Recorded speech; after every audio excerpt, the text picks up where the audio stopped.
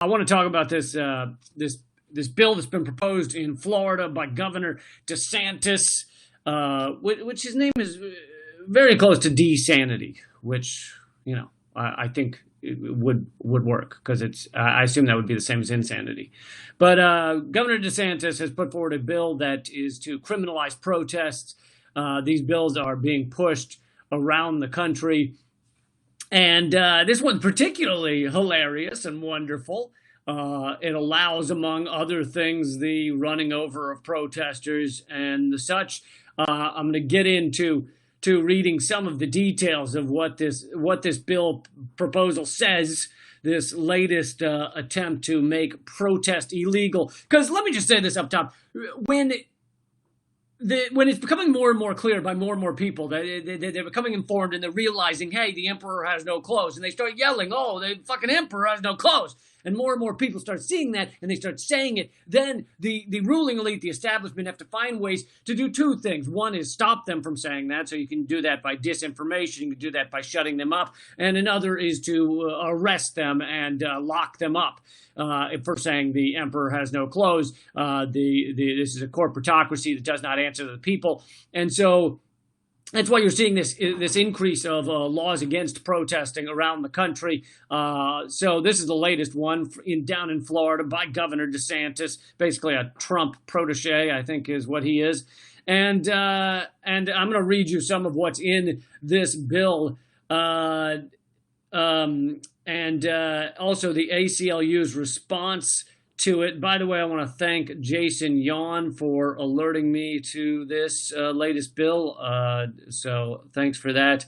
So here's what the ACLU down in Florida says. Governor DeSantis' proposal is undemocratic and hostile to Americans' shared values. This effort has one goal: silence, criminalize, and penalize Floridians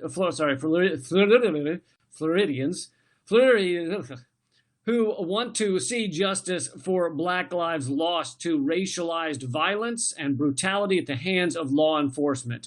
Also, I do find that there's a real problem with the fact that it's very tough to say Floridians, and I feel like it'd be even tougher if I were drunk, and most Floridians are drunk.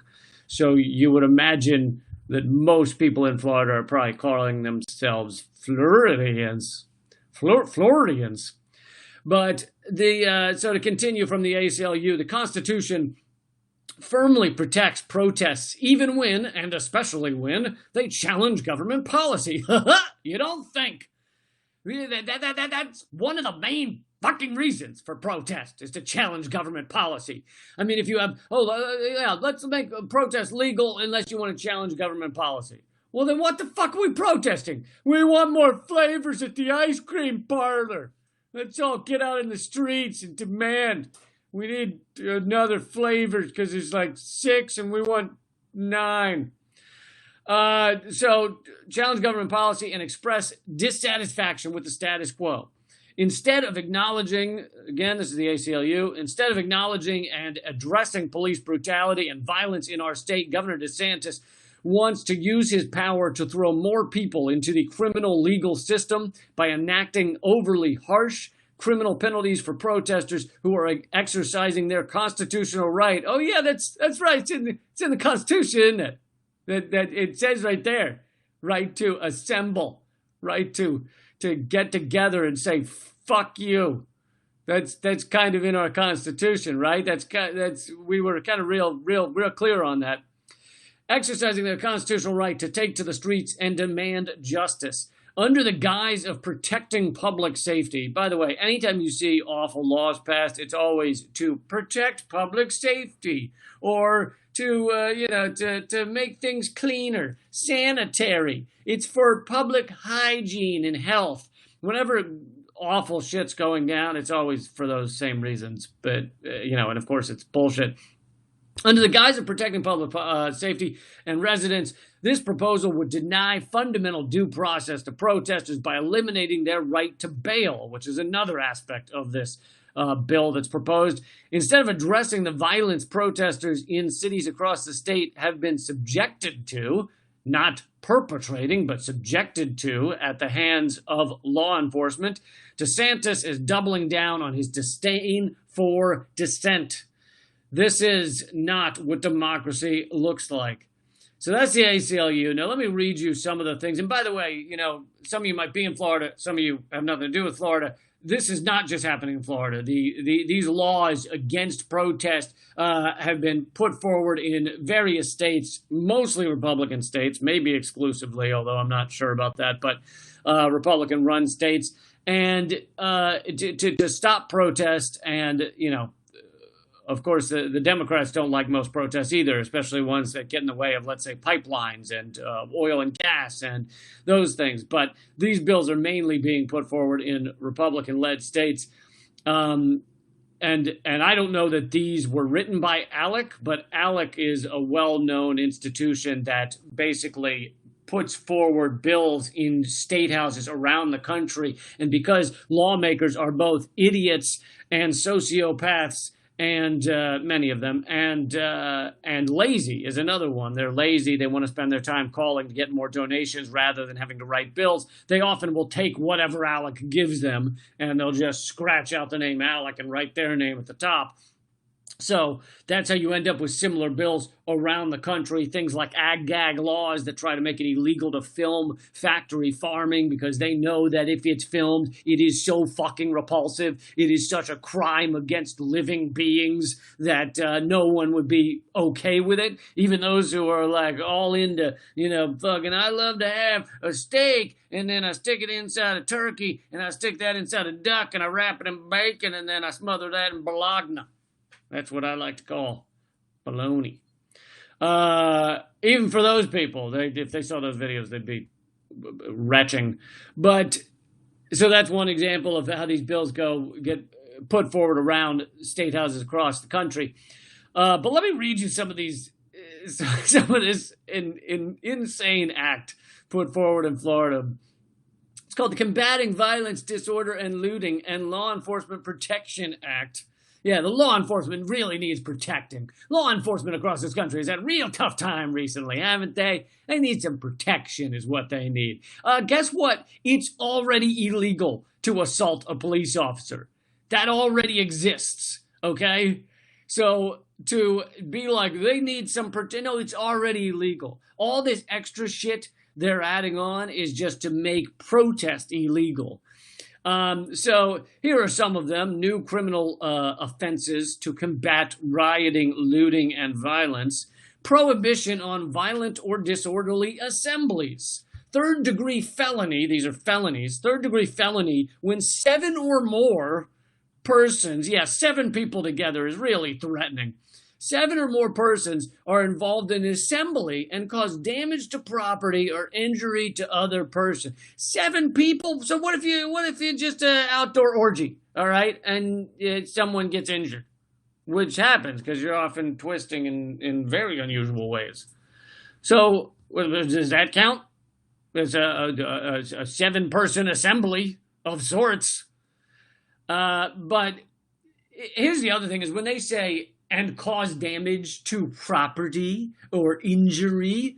A lot of these protests have been infiltrated not just by police. Sometimes plainclothes police will be joined into the protest so that they can try and steer where it goes. But you also have them infiltrated by things like the white supremacist groups, the Proud Boys, or the other boys. I don't know why they all have boys in the name like they're little children. I mean, they are infantile, but anyway, you have them infiltrated by those type of people who are trying to create violence, cause harm. They want that shift in a peaceful protest to shift towards breaking windows so that it's easier to arrest people. That is a useful tactic for those who want to stop protest. So you often have that, and then that's what the cops can do. They can do that very easily. Let's say there's a peaceful protest demanding that there be an investigation, like there was in Denver the other day, investigation into killing of an unarmed black person, and the police don't like that because it makes them look bad. So what do? Well, an undercover cop or whatever joins the protest, breaks a window. All right, now that whole group, let's say it's 1,000 people, are part of a property damaging protest, a violent protest. And we could have a whole other debate about how property damage is not, equivalent to injury to humans.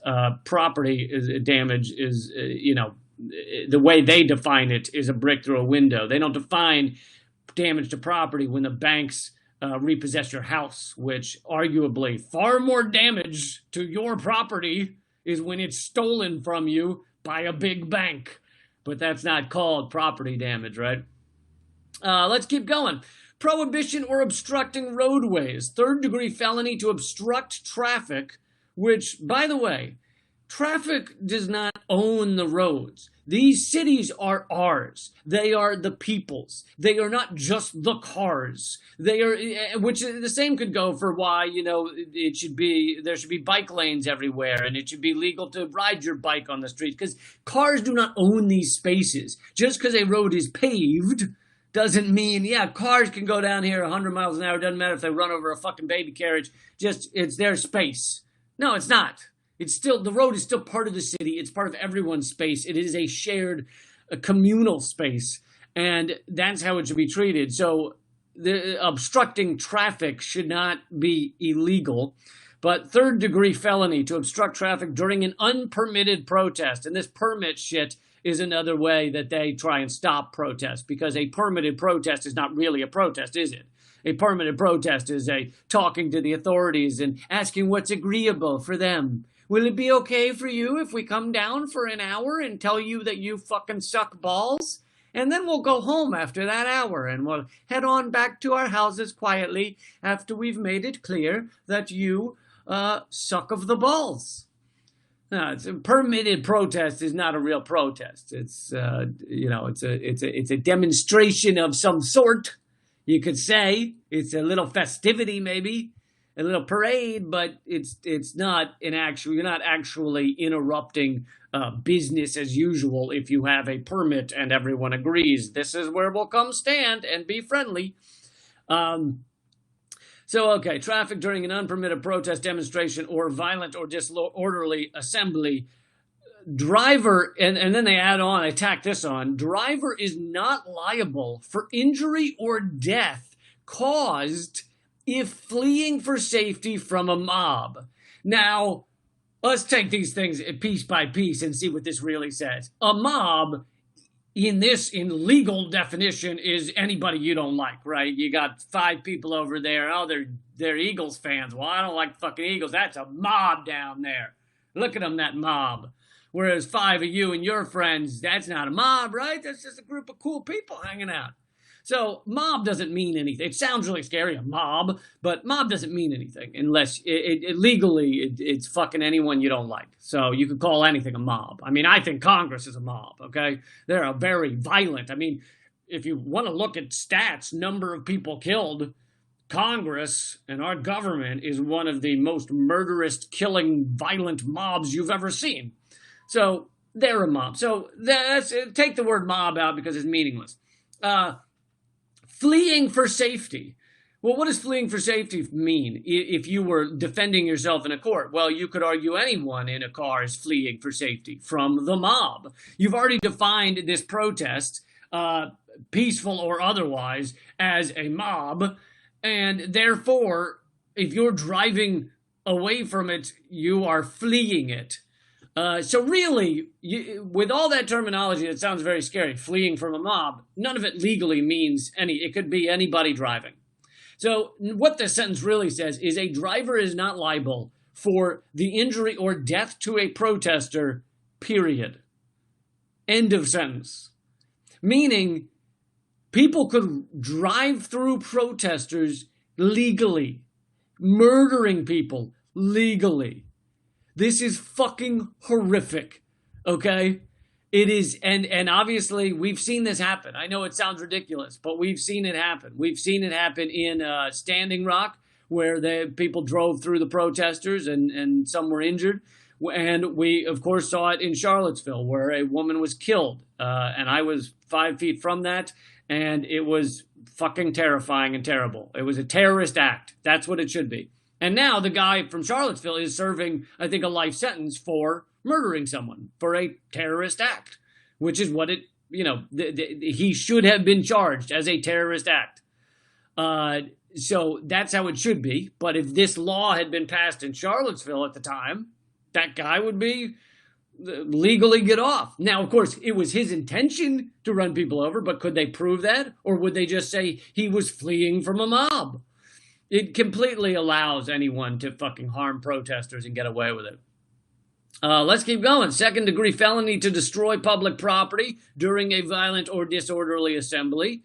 That's increased the, prohibition, I didn't read the title, prohibition of destroying or toppling monuments. So now it's a felony to bring down, well, if this were to get passed in Florida, it would be a felony to bring down a monument because they consider that destruction of public property. Now, keep in mind, the monuments that have been torn down are of Confederate soldiers and generals. So weren't they involved in the destruction of people? I think they killed a lot of people. So I think that's something that should be talked about, right? Why did they get a statue? Anyway, they're increasing these crimes to a ridiculous level on top of everything else. Prohibition on harassment in public accommodations. First-degree misdemeanor for a participant in a violent or disorderly assembly to harass or intimidate a person at a public accommodation, such as a restaurant. All right, so think of the word intimidate. What does that mean legally? That basically legally means you're like, fuck you. That's intimidation. In Denver, they're trying to prosecute someone for destruction of property and intimidation because he grabbed a fascist sign and ripped it up. A sign supporting, fascism. And that, the idea of intimidation, well, guess what? I'm intimidated when police kill people. I'm intimidated by police because they run around killing people who are unarmed and posing no threat. So can I just say I'm intimidated by police and then they'd get a misdemeanor? No, I don't think so. This bullshit only applies to people who are protesting because the state wants to shut you up. The corporate fucking state, the right-wing monsters in charge in Florida want to shut you up. And it's amazing because this should go for anyone, right? There are right-wing protests. There are Republican protests. They shouldn't like these laws either because these laws are bad for them too. It makes illegal their right to assembly as well. Let's see, a couple more, and then I'll wrap this up. But let's see, there's increased penalties for striking a law enforcement officer, which was already illegally. I mean, it was already illegal. You didn't have to, they don't need to keep adding shit on. Let's make it more illegal to strike a police officer. But of course, as a lot of people pointed out, and has happened again and again, people often are getting tackled by police. And A, they don't know what's happening. B, they don't know why they're being tackled. So then the police claim that that they were struck or whatever, that they were punched. The woman who at Occupy served a year in prison for striking a police officer because she was grabbed from behind, didn't know who was grabbing her, swung her elbow around and hit him in the face. Isn't it natural human behavior to try and swing your arms and get out when someone you don't know grabs you from behind? I think that's natural instinct. I'd like to see even a right-winger, a fucking Trump supporter, be like, yeah, when someone comes up behind me, I have no idea who they are or why they're grabbing me. I just peacefully let them. And then I sing Kumbaya. No. So again, this hurts everybody. Anybody who wants to be involved in actually standing up to this goddamn shit show. Let's see, throwing an object. That's another one they love. As if throwing a water bottle should be equivalent to fucking Katniss in the Hunger Games and her crossbow. Like shooting an arrow is the same as someone tossing a water bottle. Now, look, I'm not saying everybody always throw water bottles at each other. It's not nice, kind of annoying. But to act like you're a fucking evil villain because a water bottle was thrown is fucking pathetic and horrible and a terrible descent into, a fascist type of legal system that we've been heading down this path for a long time. Let's see here. I like this one. No defund the police permitted. Prohibits state grants or aid to any local government. So these are local governments within Florida. To any local government that slashes the budget. Now, in this document, slashes is not defined. So is that a cut of 3%? 2%? Is that slashing the budget? Slashes the budget for law enforcement services. So again, they could do anything to mean slashing the budget. So let's say a mayor sees the writing on the wall. He has protests every day against demanding defunding the police and holding them accountable. And he says, okay, here's some things we're going to do. We're going to decrease police funding by 5%, which is nothing. It's not enough of a decrease. But let's say he says that. 5%, and we're going to start having investigations into police killings, et cetera, et cetera. And then the state, under this bill that DeSantis is putting forward, could say, hey, we're not giving any more state grants to this municipality because you slashed the budget of your police department. It's fucking ridiculous. And state grants are important to a lot of local governments and areas. So this is significant. This seems like it should be unconstitutional too. I don't know every legal argument, but the idea that you could put into law, hey, everybody, it is illegal from here on out to decrease the funding of your police at all. To me, that's insane. Because the whole point of the police or any organization in any area is that the governing body, right? Democracy, remember that? Democratic Republic, you vote in a representative. If people demand something, it happens. So if the people demand that the police have their funding decreased by some amount, and then the representatives go, wow, the people really want this, and then they decrease the funding, that should be how government works. And by the way, that would never happen because our representatives don't listen to us, but that should be how the government works. I mean, this is basically putting into law something saying from here on out, our government will not work. Now, our government isn't working to begin with, but this would put it in the law saying it's not allowed to work. I mean, it's insane.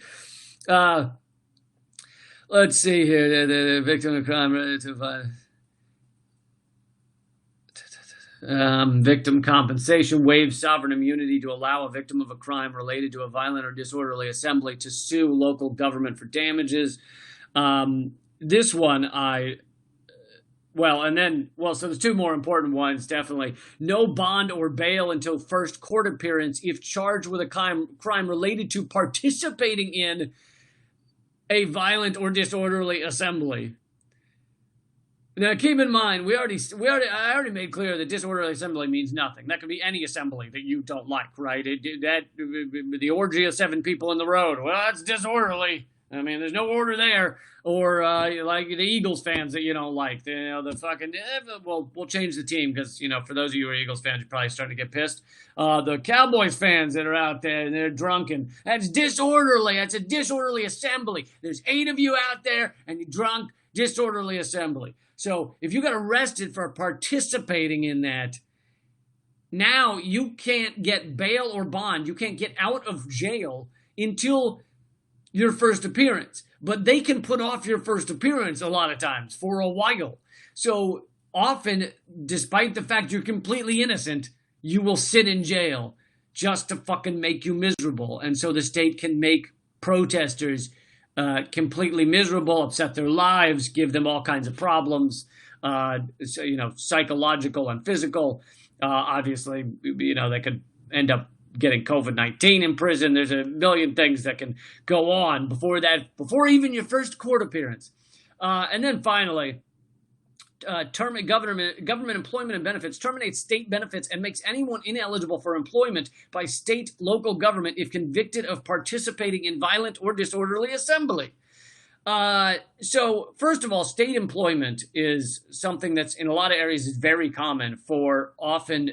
I mean, it's very important for a lot of classes. A lot of lower class, sometimes even middle class workers work in some way connected to the state. So the state is a massive employer. So to say from here on out, because you were at a protest, you can't be hired by the state is fucking awful to a lot of people. But more important, terminate state benefits.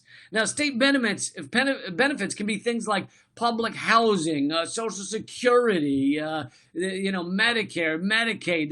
There's so many things that are benefits from the state that would be cut off because you went to a protest demanding justice for those murdered by police.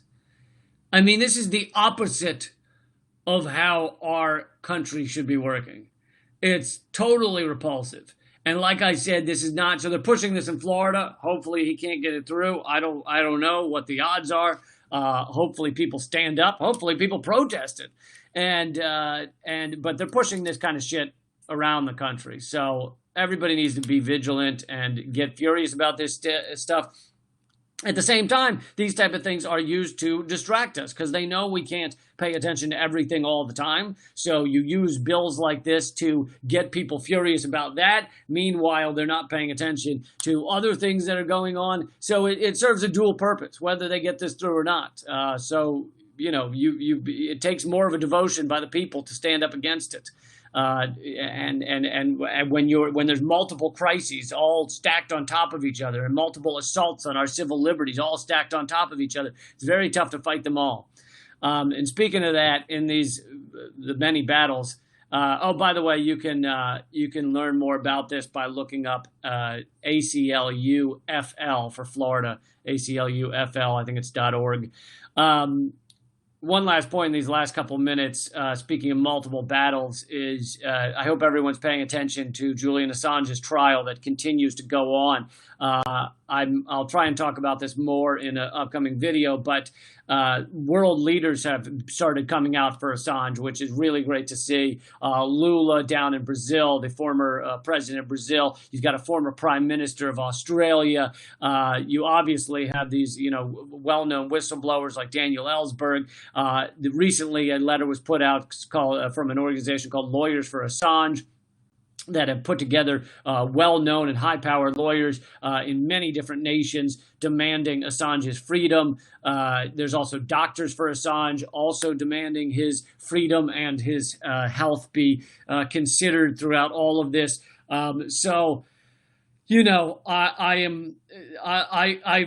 I've moved from thinking there was about a 0% chance that Assange could actually beat this extradition and not be shipped to the United States to thinking that there may be some sort of chance. There may be a 3% chance that the